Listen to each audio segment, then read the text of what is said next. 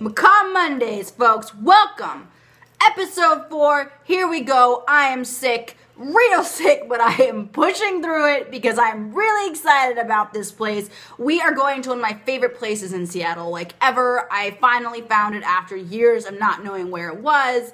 It is infamous around the area for its deaths and colorful history, and apparently it's super freaking haunted, okay? So obviously, guys, I am talking about the Georgetown Castle in Soto, Seattle. What? Alright guys, I'm just gonna jump right into the history of this place because it starts off on a really dark note. So it was built in 1902 by the wealthy gambler named Peter J. Gessner. He built it to live there with his wife, 25 years his senior, named Elizabeth. But then he found out that she was having an affair, you know, some people do that, with one of his employees. Edward Ward, I believe his name was, and lived in the house by himself. In 1903, he was just chilling out in the place, depressed. It was unfurnished. He had a servant, I guess, but he decided, you know what, I can't take this broken heart. So he decided to drink some carbolic acid and died. So I mean, off the bat, guys, we're dealing with deaths, right? Dead. Instantly dead. Well, maybe one of the reasons why he was so depressed was there are records of Elizabeth Gessner going to Providence Hospital back in the day, okay, which is hilarious because it was run by nuns and I wouldn't think they would do this, but she had a surgical operation.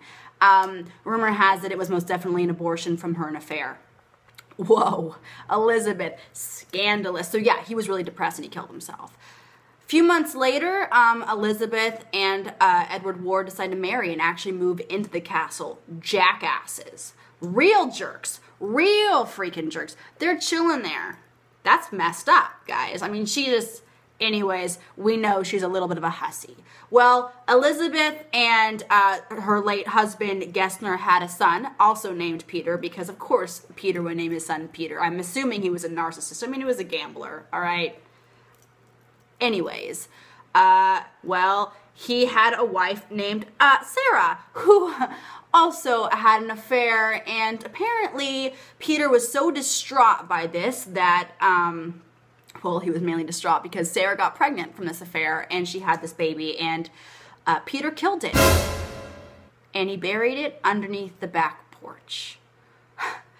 Real classy family, guys. The Gessners, man. Aren't you sorry that you weren't a part of that family? Really ridiculousness, okay? There's actually some conflicting stories here. Like, there's the whole Peter-Elizabeth situation, and then his son Peter having married a woman named Sarah, and she had an affair. But there's also another theory, right, that I think Peter's, you know, wife Elizabeth was her sister named Sarah that came out, and it said that maybe Peter raped her and that's when she got pregnant and he's the one that killed it. Either way, we know there's a Peter that was there, an Elizabeth that was there, and a Sarah that was there, but according to this story, the Sarah in question went insane after the baby was killed and actually was locked up in the turret, a second floor upstairs. And that's why the place is called, also known as Sarah's house. What? And the history of deaths does not stop there, because then we're jumping to, in 1942, there was a girl named Dara Doll Carr, okay, who actually coincidentally lived in Port Townsend, and she was visiting her sister Emily Carr, who lived in the Georgetown Castle, and yeah, she died of a cerebral hemorrhage in the house, guys, which is kind of how I'm feeling right now because I'm so damn sick. And she died at age 52, guys, which is the same age that Peter J. Gessner committed suicide in the house. Interesting. Well, then 10 years later, actually no, it wasn't 10 years later, in 1945, her sister, Emily Carr, had a heart attack in the house. Just a lot of death in this house. And obviously all of those things would lead to some pretty interesting sightings. Wouldn't you say? I mean, I would think so. There's a lot of death happening in the house. Well, you know, during the course of the, 108 years or whatever it is now that the Georgetown Castle's been around, it's been a lot of things. I mean, it was a prohibition storehouse. It was a brothel in the 1930s, because apparently that was just the year and decade of brothels, so that happened there. It was also, in World War II, it was a board house for Boeing employees, because Boeing Field is like right there, basically. And it was also an artist studio. And that's kind of where things start to get interesting as far as the ghostly reports start coming in, because in around like the 1970s, this guy named, let me check my notes, Ray McWade decided to buy the mansion for, I think, like $16,000, because it was in completely disarray. There was a lot of transients that lived there. It was empty for a really long time. And he was an artist and a gallery owner in the Washington area.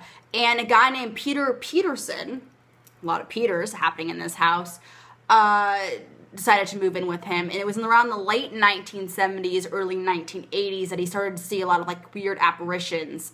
He saw a shadow in the closet, and then one day saw the full-blown apparition of an old lady who was clutching her throat. Bizarre. And he goes, "You must be Sarah." Interesting. Well, then apparently this entity asked if he would paint her portrait. And he did. And then apparently, according to reports, this ghostly woman, who I'm assuming or called herself Sarah, or, responded to the name Sarah, she was really kind of malicious. And then after she got her portrait taken, or painted, should I say, she got a little bit nicer. So apparently, maybe then a day she just really wanted her picture taken, like she probably was looking around and was like, man, I never got a nice little picture of myself.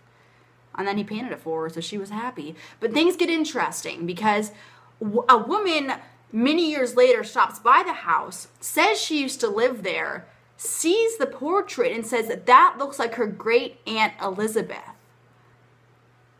Was it Elizabeth Gessner? And apparently Elizabeth had a freaking servant named Sarah. Was that her? Or was that the ghost of Sarah, the wife of Peter Gessner's son Peter, who had the affair, who had the baby, whose baby is buried underneath the back porch? What? It's a whole lot of things going on here, guys. There's been, people have said they've heard a little kid singing London Bridge underneath the porch. Guys, people say loaves of bread have been thrown out from the kitchen windows.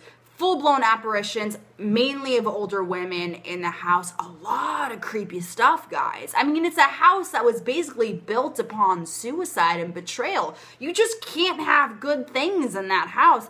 And actually, I think right now, they're trying to, there's nobody, I don't think, actually living there at the moment.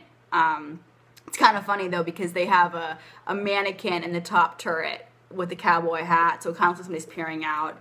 It's a center of a lot of activity. A lot of people like to investigate this place. I didn't get a chance to go in. I'm hoping when I go back to Seattle, I'll have a chance to take a tour.